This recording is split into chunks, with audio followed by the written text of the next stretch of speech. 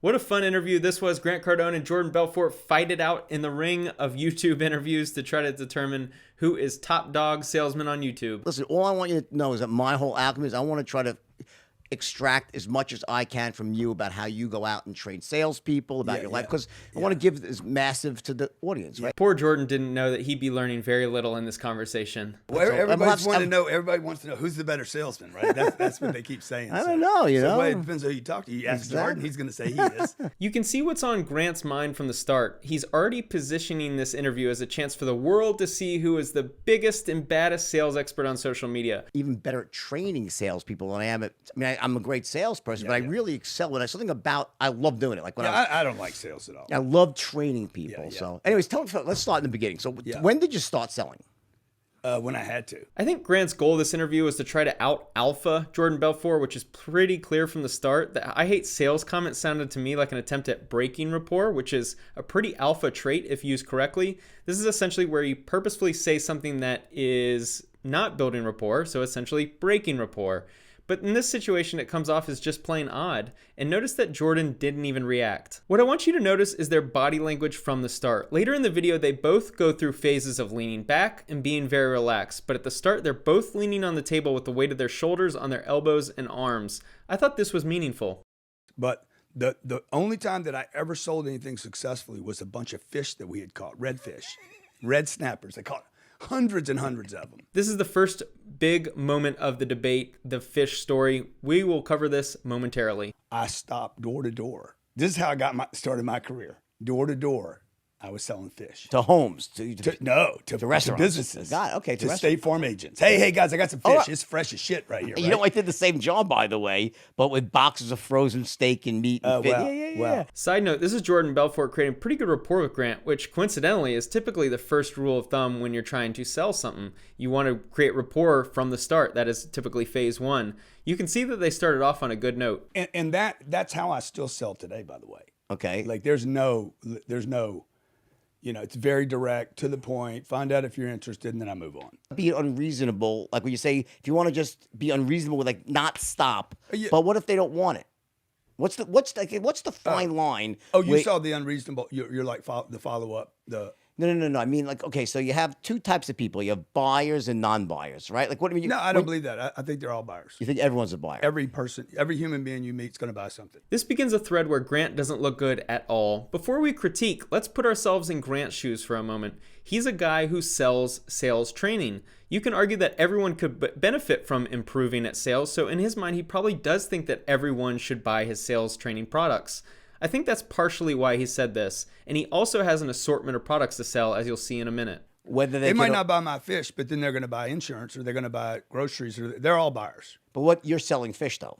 In that case, I was selling fish, but that does not make them a non-buyer. Of fish though. That moment. I think this is a pretty good chance for us to understand Grant's mindset. In his world, all he does is sell. He sells everything. He'll probably come out with an insurance product next week. Okay, so all I'm looking for is money anyway. Every seller's looking for something. They're looking for money. They don't want to keep what they have. They're looking for money. So you don't think? Okay, so I think every buyer's a buyer. Slow it down for 1 second, all right? Slow it down for a second. You speak almost as fast as me. You're on the Red Bull. I'm not. Question, okay? So if you're a salesman, a young salesman out in the field, let's say you're selling insurance, right? Yeah. And let's say you knock on someone's door and say, I'm not interested in insurance. I understand. Would you keep pushing and pushing and pushing? Jordan Belfort teaches the straight line persuasion system. Throughout this interview, I want you to notice how good he is at swinging Grant back on track whenever he seems to go on tangents, and very little affects Jordan throughout. It's pretty impressive.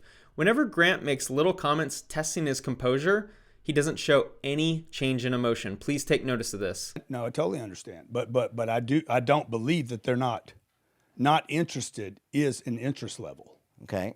Not interested is better than before you hit that door and they said they weren't interested. No interest is a level of interest. Okay. I think what Grant is trying to convey is similar to the Elie Wiesel quote. I hope I did not mess that name up. The opposite of love isn't hate, it's indifference. Grant is technically correct in that not interested exists on the scale of interest. It's located at 0. I think what he's effectively getting at is he wants to be at every door to gauge everyone's interest. Think about Grant's business for a minute. He runs huge ad budgets, he wants to be omnipresent, and he wants everyone to know who he is. Deep down, he's more of a marketer than a salesman. I think the conflict here is Jordan being a very technically sound salesman, getting in a conversation with the marketer side of Grant. For the record, Grant answered this terribly. Right. So for the salesperson themselves, though, how do you manage that situation? Do you keep trying to push or you go on to the next door? Well, you definitely want to go. You definitely need a funnel. You definitely need. I mean, the ultimate solution to all sales is to have a lot of people to talk to. Very odd answer. I think he's just given us insight into how he thinks. He cares about volume first, not sales technique. And essentially, the internet allows him to work at volumes that has never been seen before. I mean, imagine in years past, if you had a list of 200 people, you might be able to get through that in a day. But if you're a marketer and you can put yourself out there online, you could advertise to hundreds of thousands of people every day. You knock on someone's door, right? Do you believe that you should try to knock on as many doors as possible, try to really go deeper into people who aren't interested? Or what's the sweet spot? No, they should. You know what I'm saying? You know what I'm saying? It's not a trick question. Just, what's the sweet spot? How do you know when it's better to not waste your time? There is no sweet spot. Okay. If you're following intently, this was one of Grant's worst 8 seconds on camera. This is a very simple sales question by Jordan that any salesman could answer pretty easily, and the intention was pretty clear. Grant's known as a pretty confident and well-spoken guy, and it sounded like he was on Quaaludes trying to answer the question. Right? Like, because even if they hit the sweet spot, it's about volume. I mean, there's no success without volume. Okay. So anybody that's trying to like come up with the thing is trying to get away from the work. Right. And so there's no trick in this game. Like if a person wants to be really successful in sales, real estate, acting, you need a lot of hits. I believe that when people don't have a good answer for a question, that they will generally tend to trail off into the land of vagueness as a form of deflection. Notice that there isn't really anything Grant said that could be attacked by Jordan, but I don't even understand where Grant is trying to go with his answer. What about time management issue? What's the time management in terms of new doors versus old doors? I don't know. The gold is in the follow-up. Okay, so in other words, you don't have a distinction, because it's a good question, don't you think? Though, like, when do you Not know? really. I think it's a bad question. You think it's a bad question? I think it's not the right question. I think know when to not to follow. I think the young salesperson should be taught. Hey, I think Grant is getting a little defensive here. That response was flat out rude. Not because of the wording, but because of his tone and how quickly he responded. Also, have you noticed how much he's talking over Jordan and cutting him off? It's almost like he doesn't respect them. Or even worse, it's just his way of trying to prove to everyone that he's more alpha than Jordan.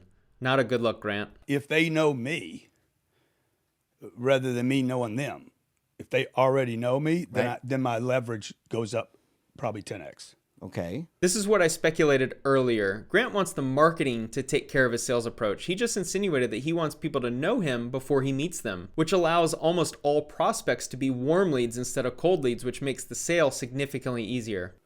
Can you explain that? Jordan asks amazing questions throughout this interview. This is one of the best questions you can ask someone. Oh, I know you. I saw you in the paper. I saw you on like you get that because people know about the movie, right? So Right. so you immediately have some altitude or lift, Right.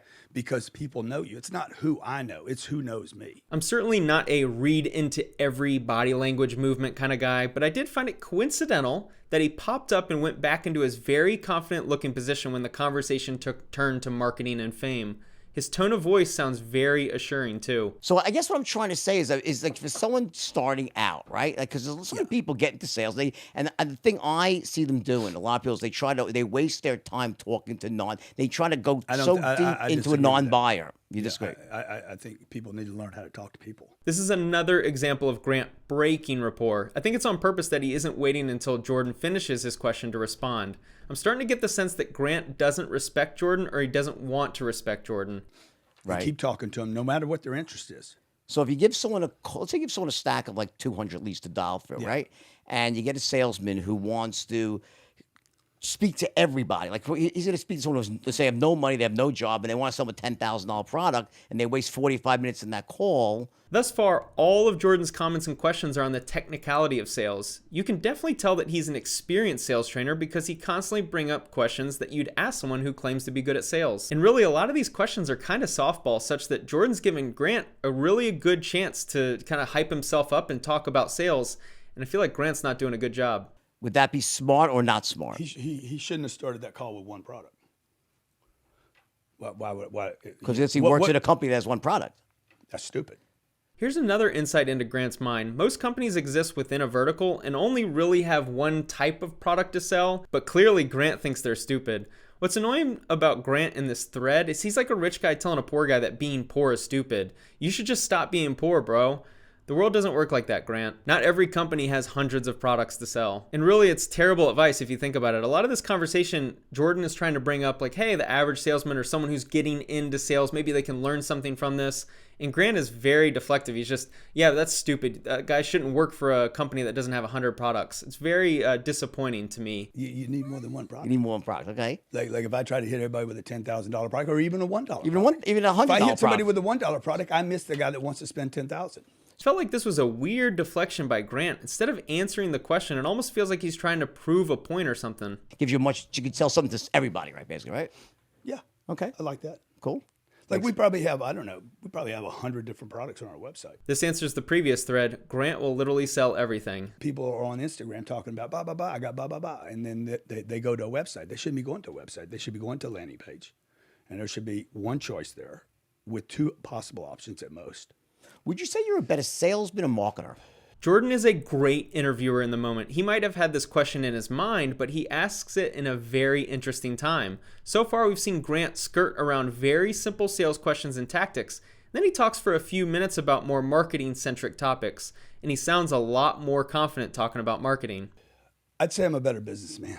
Better business. Which of the two, sales to marketing? What do you think about those two? I'm a better businessman. Better businessman, Yeah, entrepreneur. I'm not thinking about, no, I'm thinking about being a businessman. There's a so lot of define- entrepreneurs out there. explain that to Okay, me. so an entrepreneur. This was just another instance of Grant trying to be Mr. Alpha in the room. To me, he's trying a little too hard. I feel like this entire interview, he's trying to win. And because of that, he's trying to sound more savvy than Jordan, which is just not a good tactic. It's his way of one-upping him, but it's not working. Than they are to the equity of their brand or business. So I made this mistake for years. in your own life. Grant does this move multiple times throughout the interview, and I couldn't come to any specific conclusion on what it means. If you have any idea on why he does it, or any insight into why you think he might do it, comment below and let me know, because I'm generally curious. So that was so when did that hit So- the bottom? so what- 2010 what was the worst No, part? and I mean, there was no bottom right there. It was like, oh, I got it. How long am I going to get dragged out, right? We didn't lose anything. I didn't go bankrupt. I didn't lose anything. They're talking about real estate now, which is Grant's bread and butter. Both look pretty relaxed. They look like they're building pretty good rapport again, and they're joking with each other. Grant seems a lot less defensive with his body language, his tone, and his wording. We went from, I think I had 300 units then. We have 6,000 now. That's 20x, not 10x. So What is your core business now? Real estate? Is it mostly you doing? What do you think it is really? sometimes I wonder. Another poignant question by Jordan. I think he can sense Grant's interest level in the moment. Got it. And how long have you been doing the outside money for? 20 months. 20 months. Yeah, that's 20. great. You raised a lot of money. Yeah, we've raised. I'm going to raise $1 billion in cash in the next. Can you go in back the next, to in the next 18 months? $1 billion. Hey, $1 billion in cash. $1 billion. $1 billion. I'm going to end up What building makes that. Grant Cardone? Go back to Cardone your Capital is going to be a $10 I like billion this. company. I'm going to sell this. Here's another example of Grant talking over Jordan, but this time feels a little different, doesn't it? As it's more of a friendly conversation and they seem to have a little more rapport. The conversation topic is real estate, which I don't think is coincidental. Got it. And that helped me when I was 25. I went to a treatment center for drug addiction. And that was the first time I was able to start That in common, as you probably know. What was your drug of choice, by the way? any drug. Not as many as me. Well, maybe it was. I don't know. Any drug. Yeah, me too. So, Terrible. Such a lovely bonding moment for our two heroes. Not is an adjective to describe interest. Okay. We should do a cage match, me and you. Fighting or 3 rounds.